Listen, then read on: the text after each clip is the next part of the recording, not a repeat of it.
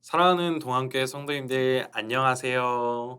오늘도 금요 기도회로 함께 이 자리에 나오신 성도님들을 주님의 이름으로 사랑하고 축복합니다. 오늘 함께 보실 하나님의 말씀은 여호수아 2장 10절에서 11절 말씀입니다. 이는 너희가 애굽에서 나올 때 여호와께서 너희 앞에서 홍해물을 마르게 하신 일과 너희가 요단 저쪽에 있는 아모리 사람의 두 왕 시온과 옥에게 행한 일, 곧 그들을 전멸시킨 일을 우리가 들었음이니라.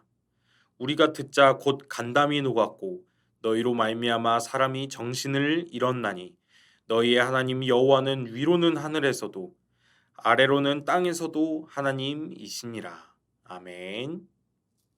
오늘 말씀의 제목은요, 기적의 삶을 사는 방법이 궁금하다며입니다.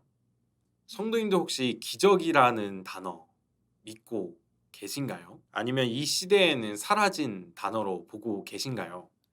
또는 그 어느 곳에서나 내가 있지 않은 곳, 또 멀리에서 일어나는 일이라고 생각하시나요?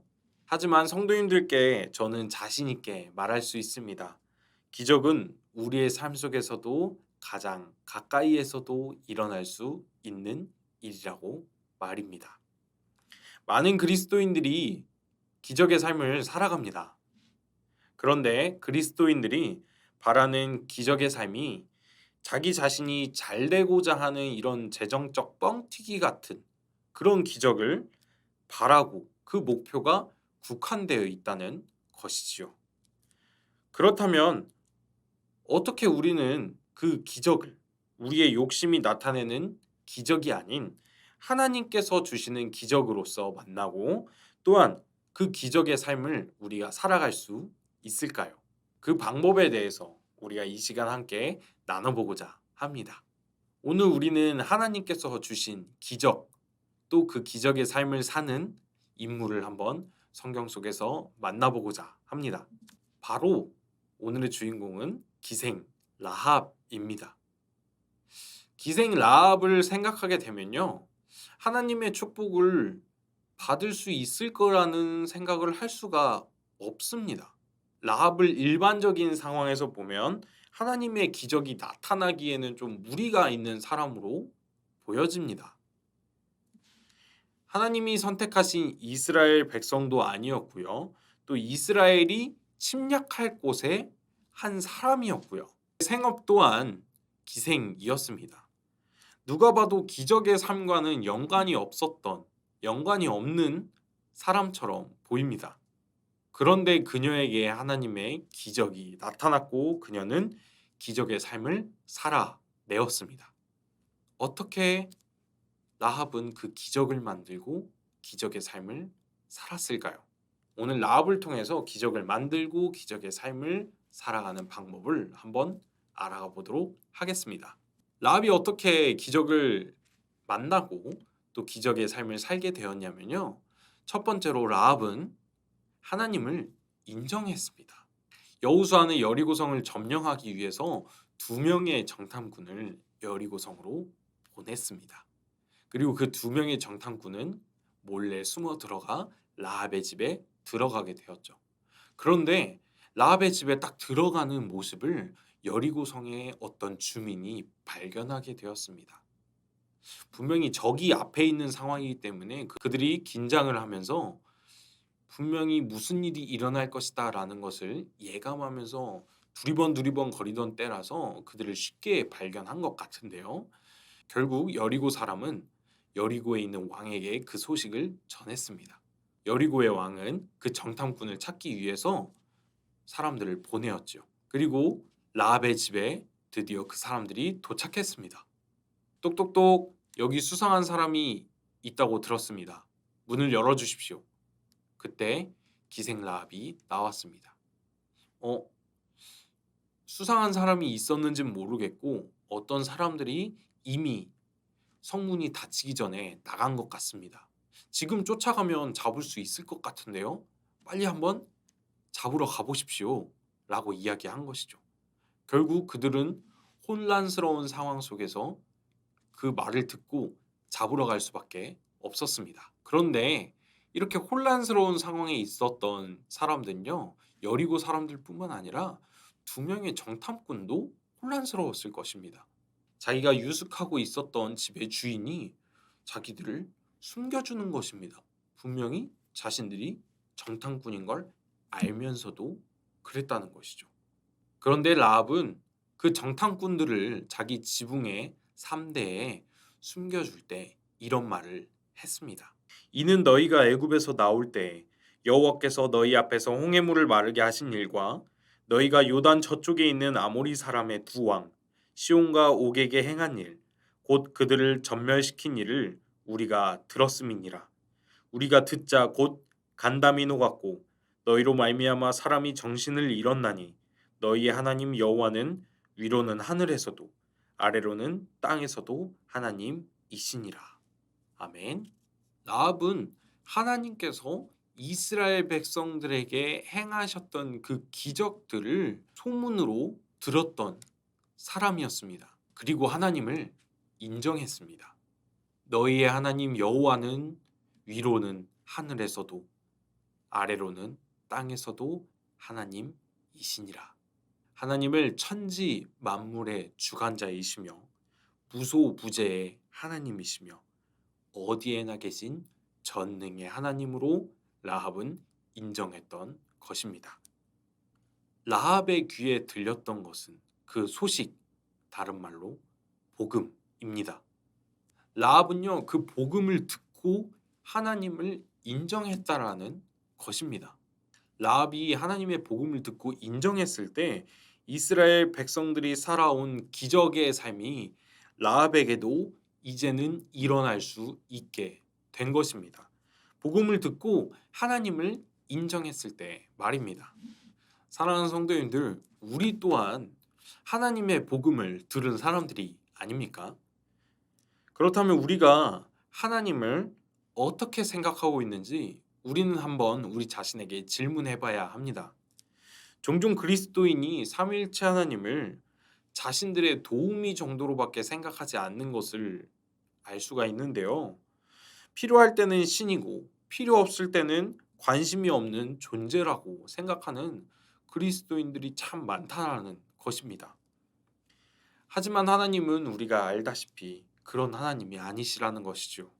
여호와는 위로는 하늘에서도 아래로는 땅에서도 하나님이시니라.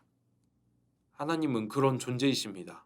하나님께서는 모든 것들을 관할하시고 어디에나 계시고 우리는 그런 하나님께 은혜를 받은 존재, 복음의 소식을 듣게 된 존재, 죽을 수밖에 없었다가 다시 그분의 사랑으로 구원받은 존재들입니다. 그런 우리가 하나님을 도우미로밖에 생각하지 않는다는 건 참 안타까운 일입니다. 기적의 삶을 살고자 한다면 하나님을 라합처럼 인정하십시오. 그때 기적의 삶이 우리 안에서 시작될 수가 있는 것입니다. 그때 기적의 삶이 우리에게도 시작될 수 있는 것입니다. 두 번째로요, 라합은 하나님을 선택했다라는 것입니다. 라합이 정탐꾼을 숨겨졌다는 것은 여리고 입장에서 보면은 엄연한 반역입니다. 한 나라에 있어서 반역죄는 그 어떤 것으로도 용서받지 못할 대역죄, 엄청나게 큰 죄인데요. 그런 위험한 상황인 걸 알면서도 라합은 정탐꾼들을 숨겨주었다라는 것입니다. 왜 그랬을까요? 라합은 여리고의 백성이 되는 것을 선택한 것이 아니라 하나님의 백성이 되기를 선택했다라는 것이지요. 하나님의 소식, 하나님의 복음을 들은 라합은 자신의 목숨을 하나님께 걸었습니다. 그리고 정탐꾼들에게 자신의 가족들까지도 목숨을 구원해 줄 것을 약속받았습니다. 라합뿐만 아니라 라합의 가족들까지도 하나님의 백성이 되기를 선택했다라는 것이지요. 결국 라합과 그 가족은 여리고 성에서 살아남은 유일한 사람들로 남겨져 있습니다. 라합과 그 가족에게 기적이 일어나게 된 것인데요. 다 죽을 수밖에 없었던 상황 속에서 하나님을 선택함으로써 그 기적적으로 살아나게 된 것이죠. 하지만 라합이 여호와를 선택한 것에 대한 기적은 거기에서 그치지 않습니다. 라합은 하나님의 백성이 되었고 이스라엘 백성들 틈 속에서 살아가게 되었어요. 그리고 이스라엘 사람들 중에서 살몬이라는 사람을 만나서 결혼을 하게 되었고요. 또 그 살몬과 함께 결혼해서 누구를 낳았냐면 보아스를 낳았습니다. 또 그 보아스는 오벳을 낳았고요. 오벳은 이새를 낳았고요.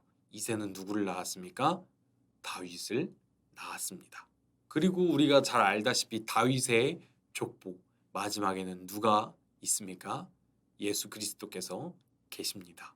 라합이 자신의 목숨을 걸고 하나님을 선택했을 때 하나님의 백성이 되는 것뿐만 아니라 자신의 목숨이 구해지는 것뿐만 아니라 예수 그리스도의 족보에도 들어가는 기적의 삶을 살게 되었다라는 것이죠.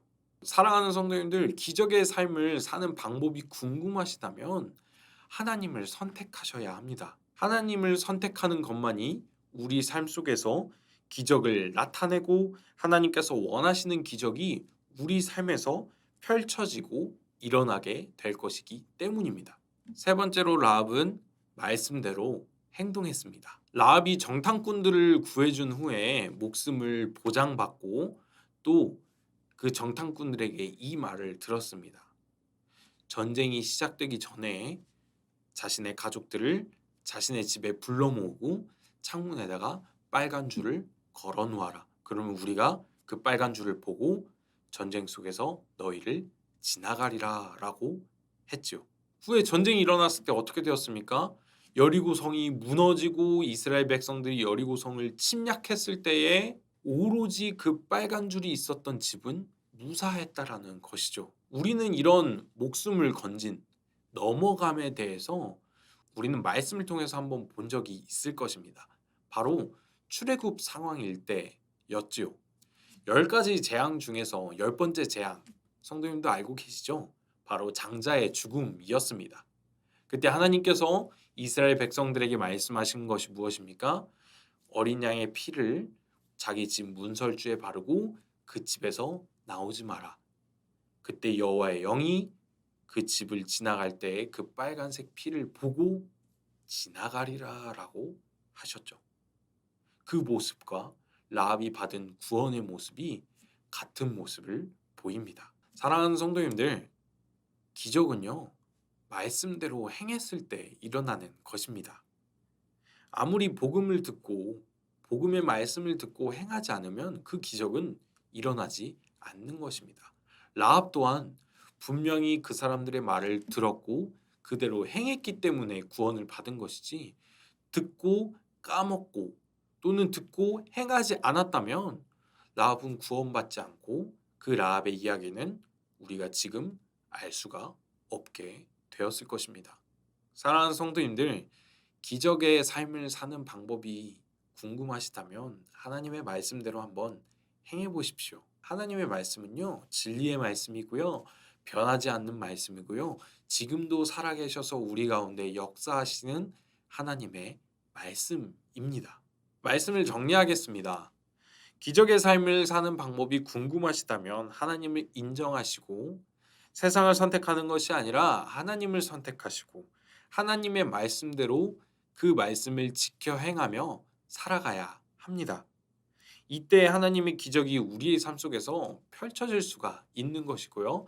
하나님의 기적이 시작되는 것입니다. 듣기만 하는 자, 보기만 하는 자, 흘려보내기만 하는 자에게는 기적이 일어날 수가 없습니다. 사랑하는 성도님들, 복된 소식을 들으셨다면, 기적의 소식을 들으셨다면 믿고 따르시길 소원합니다.